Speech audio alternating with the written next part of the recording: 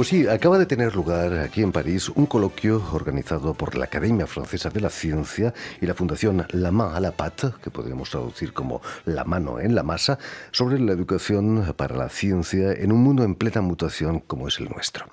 Entre los científicos y pedagogos que han participado en este coloquio destacan, entre otros, el académico francés Daniel Rouen, director precisamente de la Fundación La Main à la Pâte, y la académica chilena Rosa Deves, quien presentaba la experiencia chilena en la enseñanza de las ciencias basada en la investigación. Y precisamente para hablarnos de este encuentro, la doctora Rosa Deves ha sido tan amable de venir a nuestros estudios. Buenas tardes, doctora. Buenas tardes, Jordi. Muy contenta de estar acá. Es un placer tenerla aquí entre nosotros. Permítame que explique antes que nada que es doctora en bioquímica y ahora vicerrectora de Asuntos Académicos en la Universidad de Chile. Pero me gustaría que nos contase, antes que nada, qué o quién suscitó en usted el amor por la ciencia. Un buen profesor, imagino. Varios, diría yo, sí, porque mi inclinación natural había sido la ingeniería. Era algo de familia, mi padre era ingeniero y siempre dije, voy a estudiar ingeniería. Hasta que me empecé a maravillar, en esos tiempos se empezaba, 65 por ahí, a estudiar lo que llamamos hoy día bioquímica, ¿no? en el colegio.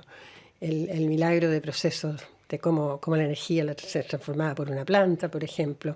Ese tipo de cosas, y la verdad es que empecé a sentir un cariño tremendo por esto, por los distintos profesores, química, biología, la física. Pero tuve que luchar contra esa historia familiar, luchar yo misma, no fue que hubo ninguna imposición, y también encontrar dónde estudiar ciencias, porque las carreras propiamente de ciencias estaban naciendo en Chile en esa época, en los años 60. La investigación se estaba empezando a desarrollar en esa época. Así que había que descubrir todo un mundo. ¿Recuerda, doctora Deves, la primera vez que trabajó con un microscopio? A mí, yo tengo una mente más abstracta. Eso es bueno entender que la ciencia se aborda desde distintos lados. Yo me acuerdo de la fascinación, por ejemplo, con ese proceso que estaba escribiendo, que es la fotosíntesis, que no es que se ve en un microscopio, porque es como la luz solar, ¿verdad? Finalmente se transforma en un alimento. Entonces, siempre me fascinó más la ciencia imaginaria, si uno quiere, cómo explicar los fenómenos de la naturaleza, pero desde la abstracción.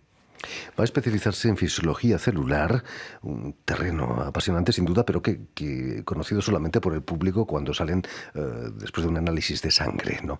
¿Qué le llevó a la fisiología celular?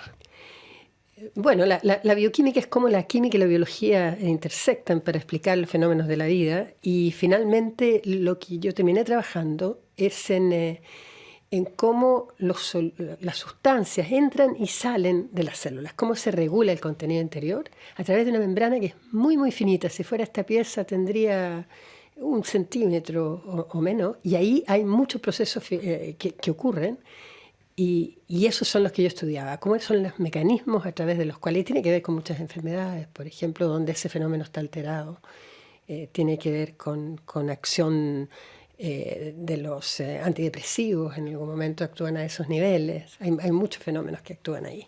La medicina le debe mucho, me imagino. A la bioquímica muchísimo, claro, por cierto. ¿Cuándo empieza a interesarse por la enseñanza de la ciencia en la escuela o en la universidad? Eso es interesante, eso es mucho más tarde. Y es bastante inesperado. Las cosas en la vida a uno le llegan de muchos lados, no las planifica necesariamente. Mi primera incursión fue colaborar con el Ministerio de Educación en Chile hacia finales del 90, en que post-dictadura, ya en democracia, se estaba desarrollando el nuevo currículum.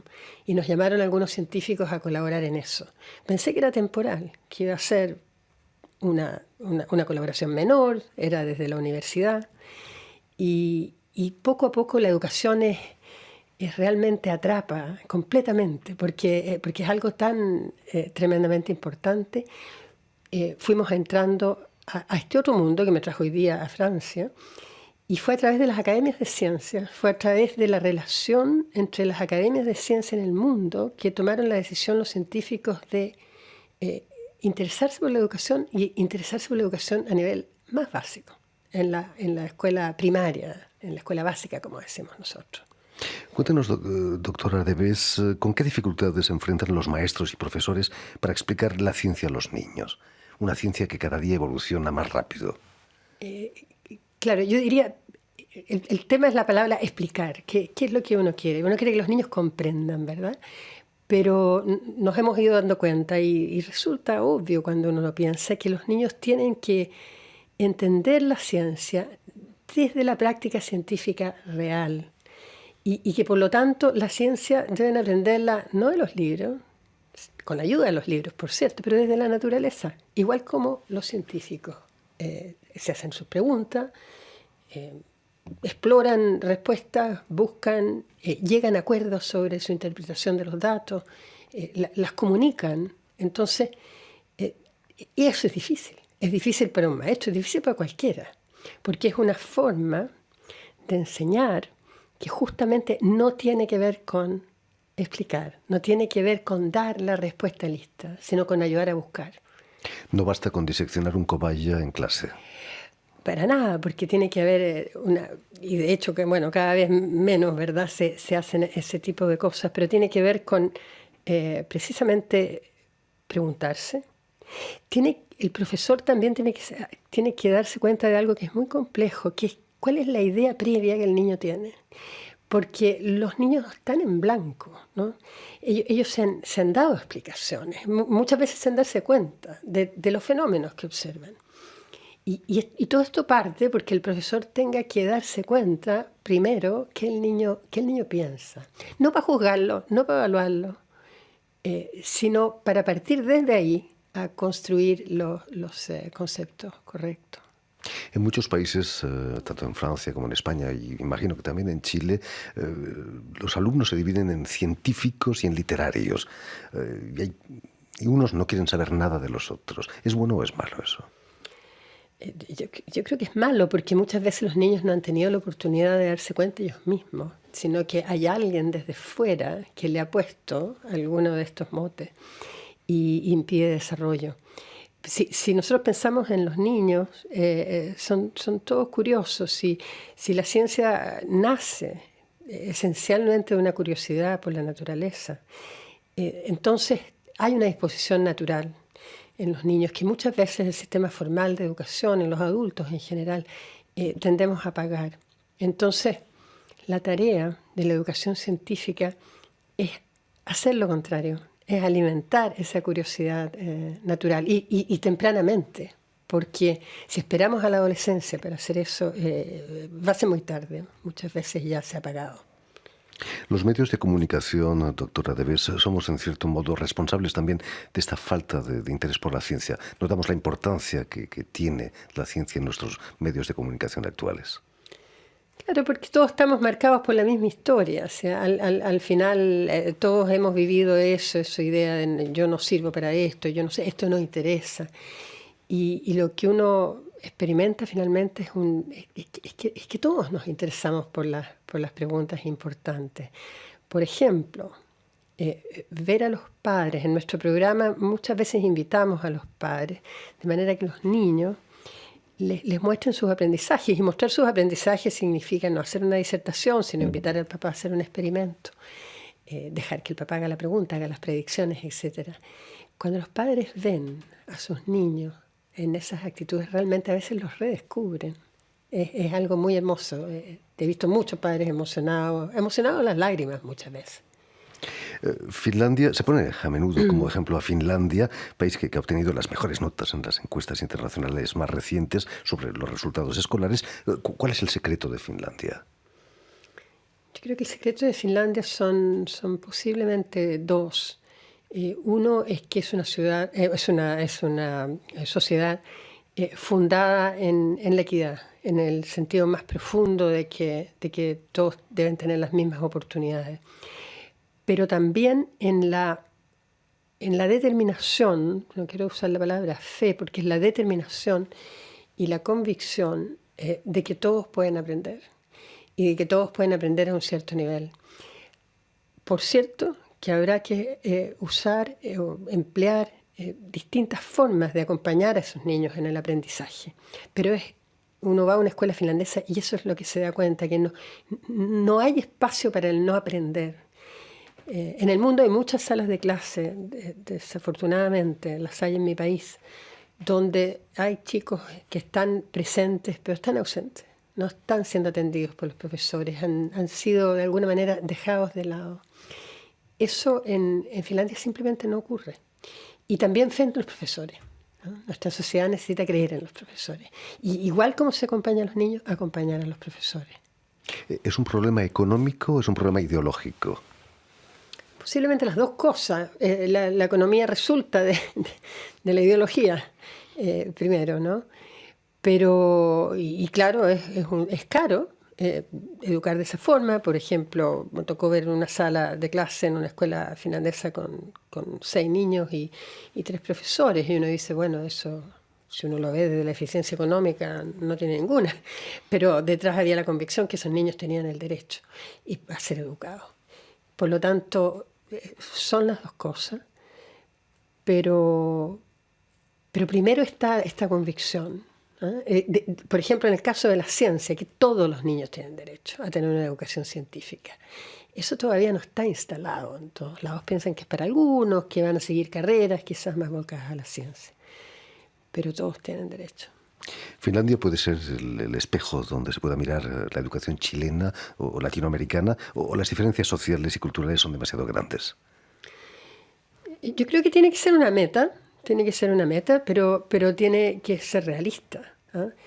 Y no podemos creer que porque un grupo de intelectuales, incluso a veces, o de tomadores de decisión, va a Finlandia y se empapa del sistema, van a volver y cambiar el currículum y vamos a llegar a ser como esa sociedad. Los cambios son profundos que se requieren, pero no por eso vamos a pensar que no podemos caminar hacia esa forma de relacionarse y educarse tan humana y tan justa. En el coloquio que acaba de tener lugar, había representantes africanos. Los problemas en África son todavía mayores que aquí en Europa o en Chile. En África son tremendos, pero hay héroes en todos lados. Y hay gente, yo estuve hace unos 5 años en un programa de formación de profesores en ciencia en África. Trabajamos durante una semana, eran 15 profesores, pero venían de distintos países.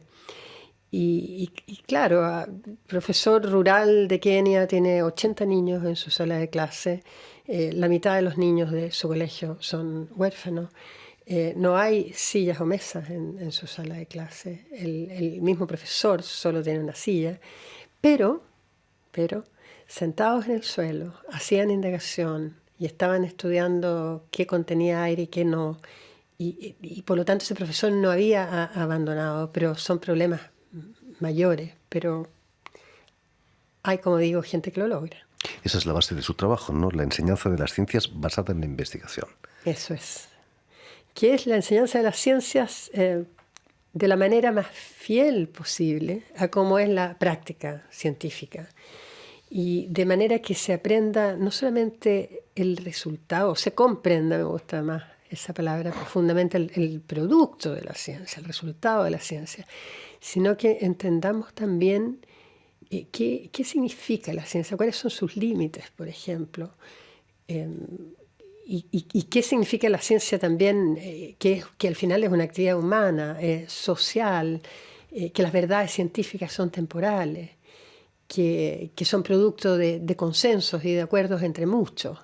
Entonces eso se aprende cuando uno vive el proceso indagatorio en la sala de clase. Es muy emocionante en una sala de clase muchas veces con niños muy pequeños, de 7 años, 6 años, algunos más chiquititos incluso, y donde uno reconoce la práctica científica verdadera, profesional. Es muy interesante. Esa buena educación de la ciencia puede crear conciencias ecológicas, o que el planeta está en peligro. Absolutamente, absolutamente. Nosotros en Chile y en otros lados pensamos que hay por lo menos 3 razones distintas de por qué perseguir una buena educación científica de este tipo. La primera es por el derecho a sentir el placer del descubrimiento, ¿no? La primera razón es simplemente porque cada uno de nosotros como ser humano tiene que vivir en algún momento esa felicidad tan grande que produce descubrir algo y entender por qué. Pero también porque las formas del pensamiento científico y de la práctica científica van a ser son cruciales hoy día para la vida de todos, para tomar decisiones.